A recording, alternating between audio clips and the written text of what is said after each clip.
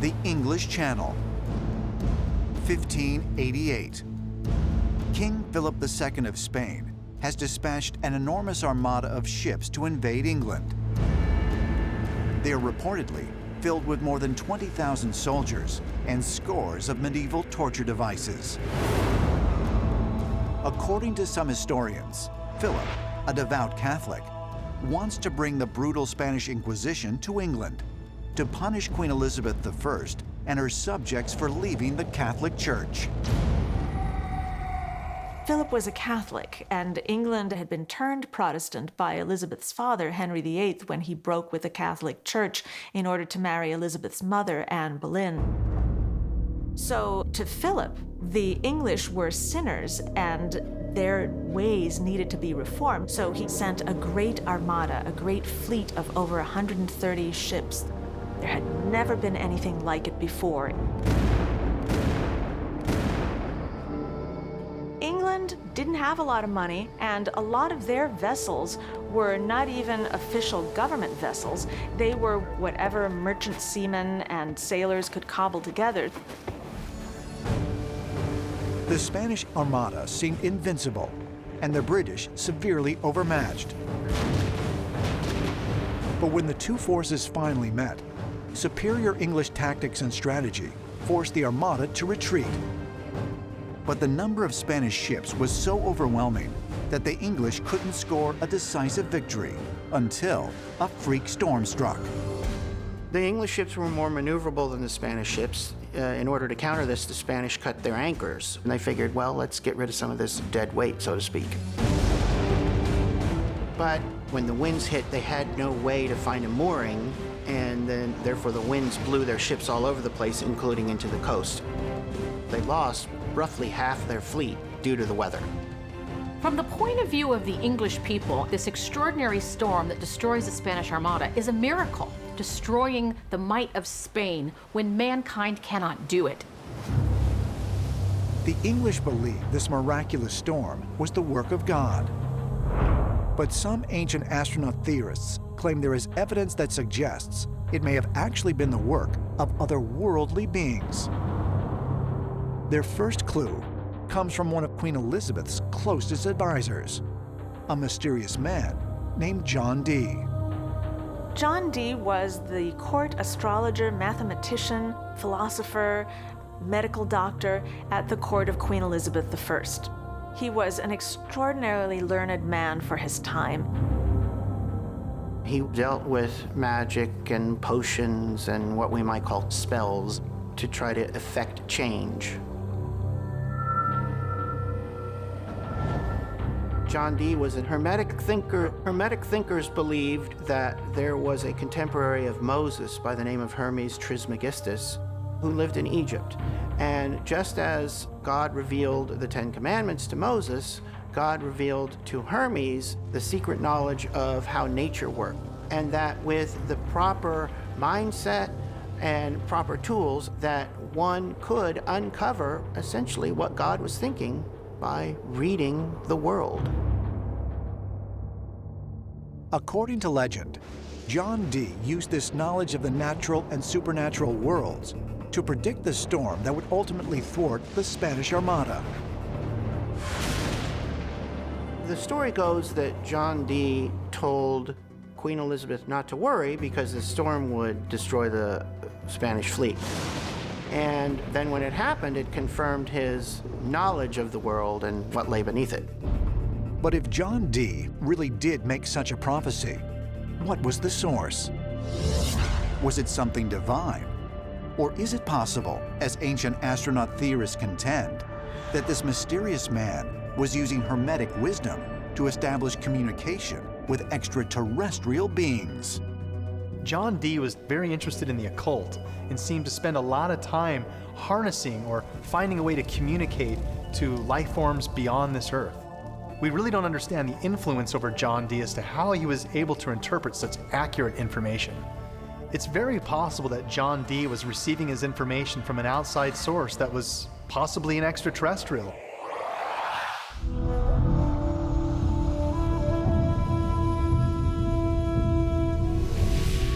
Life on Earth comes in a tremendous diversity of shapes and sizes. It can be found from the depths of the deepest oceans to the peaks of the highest mountains. But the vast array of life forms we see today is only a small portion of what has existed on this planet during its millions of years of history. In fact, scientists estimate that 97% of all the species that have ever lived on Earth are now extinct. Most scientists today will tell us that there have been 6 major extinction events that have occurred during the history of life on Earth. The most recent of these extinction events was the one that occurred 65 million years ago and wiped out the dinosaurs. Paleontologists attribute these mass extinctions to natural causes such as meteor strikes, floods, and dropping sea levels. But another theory suggests that these extinctions were not caused by nature, but by alien beings. In the ancient Sumerian text, they can control weather, they can cause droughts, and they did this to humans. They are capable of producing their own disasters. But were now extinct life forms actually exterminated in order to make way for other, perhaps more docile or desirable species? Was the intent to clear the way for colonization or invasion? And if so, what sort of technology would be needed to effect such a widespread change? Some theories say that we have that technology now called scalar technology. We heat up through high electrical impulses a certain spot on the water, and that creates a hurricane. And by making a path with that beam, you can track the hurricane. Now, if we can do that, and this is hypothetical, if we can do that, why can't an alien culture say, let's create an ice age on planet Earth?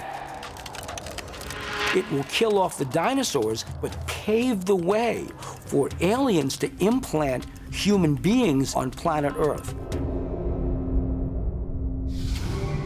Did alien beings come to Earth in order to stay? Might they, as some believe, have seeded it with their own genetic offspring? If so, where is the proof? Some ancient astronaut theorists point to myths that describe gods coming down from the heavens in order to mate with humans.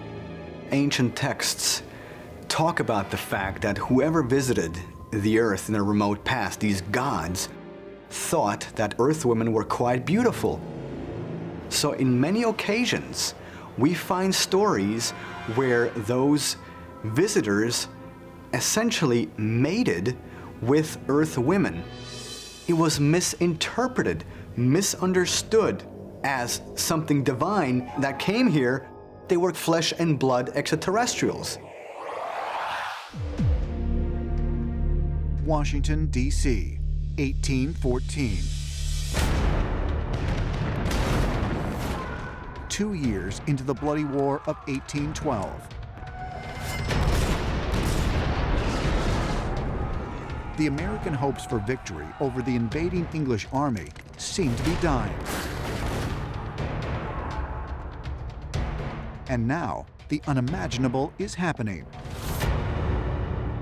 A foreign army is poised to enter Washington, D.C. It was a very hot summer that year.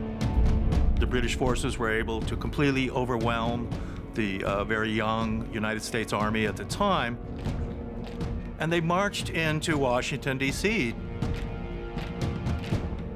President Monroe and all of the other politicians had left the capital, and at that time the British forces were finding it basically a deserted city.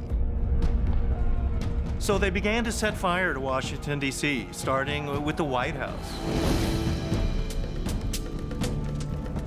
And they were basically going to just burn down our nation's capital. The United States of America, then just a few decades old, is on the verge of going down in flames. But then, something strange happens. That summer day was a very hot, sultry day. And at first they thought this would really help burn down Washington, D.C. There weren't any clouds in the sky. But suddenly the weather changed very, very drastically. Big storm clouds moved in. It began pouring rain. And then, suddenly, out of nowhere, this tornado formed. And it went straight at the British troops and forced them to retreat. And at the same time, the pelting rain put out all of the fires. And Washington, D.C. was saved. History books record this as a stroke of incredible good luck for the Americans. But some ancient alien theorists believe that perhaps this was a UFO encounter, that it was an extraterrestrial intelligence that created that storm and changed the course of that battle, and perhaps of American history.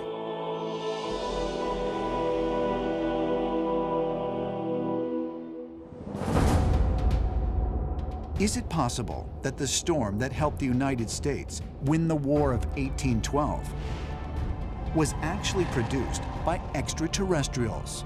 And if so, were they trying to protect the fragile American experiment?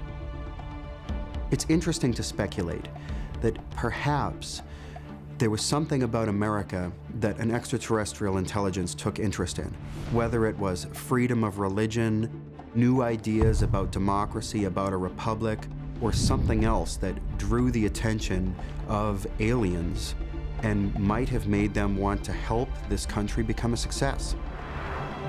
And I think that that would really be because the United States as a country was prophesied to exist in a sense. And the extraterrestrials very much nurtured this young United States and watched its growth very carefully. Like a parent watching a child growing up and being very protective of it too. And when the extraterrestrials saw this moment where the United States could lose this war and be occupied, they decided to step in and change history. Could the mysterious sightings and strange incidents that have been reported throughout our history be evidence of America's extraterrestrial heritage? Since the beginning of recorded history in North America, we've heard of these sightings. And we today, in our modern world, are re-encountering these same creatures. And you have to ask, are they the same beings? Are they the same creatures that have been seen for thousands of years, and now we're being asked to find a place for them in our world?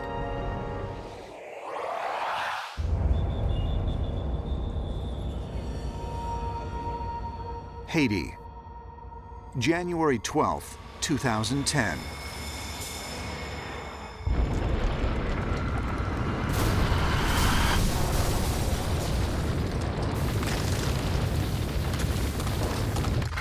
At 4:53 p.m., a fierce 7.0 magnitude earthquake slams into the Haitian capital of Port-au-Prince, causing massive destruction. It is the country's most severe earthquake in over 200 years. An earthquake that doesn't affect anyone is a natural hazard. When that natural hazard makes landfall and affects a population, that is when it becomes a natural disaster. When it's a huge system that affects a lot of people with death and destruction, then we term it a mega disaster.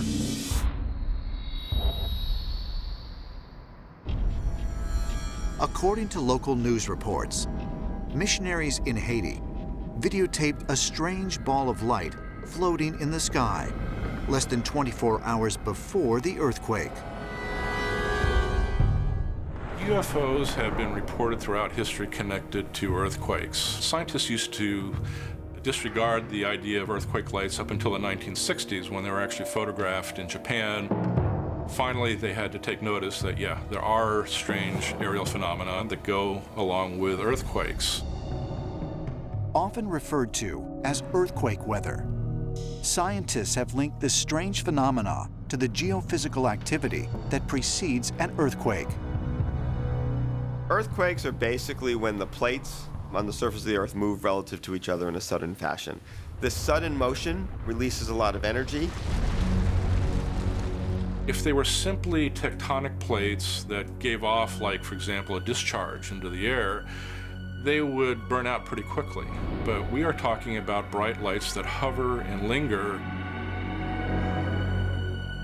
Could the sudden discharge of immense energy really have produced strange lights in the skies above earthquake zones?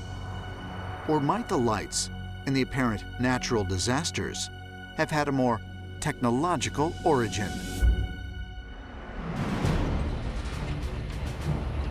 In 1996, the United States Air Force commissioned a secret study called the 2025 Report. In it, the military examined the feasibility of combat capabilities and tactics in the year 2025. One of the areas that was seen as ripe for research, exploitation, and development was the modification of the weather as a tool of warfare. People might think the idea that we could weaponize the weather is something just straight out of science fiction, the idea we could pulverize whole nations just by modifying and exploiting the weather, and that this is a verifiable report that is now in the public domain. So we do know that government and military bodies are significantly researching weaponizing the weather. Well, one of the big advantages of using weather as a weapon is that it's really difficult to prove who attacked you. The other thing is that weather itself can cause a heck of a lot more damage than weapons can. You could have, for instance, a powerful thunderstorm that could go all the way across the US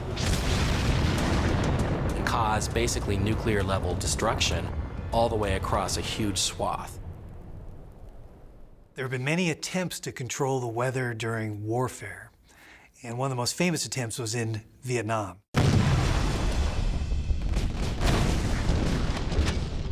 In which there's a real effort to seed the clouds over the Ho Chi Minh Trail and create torrential rains. By flooding the North Vietnamese and Viet Cong supply lines, it would reduce their utility and choke off the supplies to guerrillas in the south. So certainly we've had success in seeding clouds.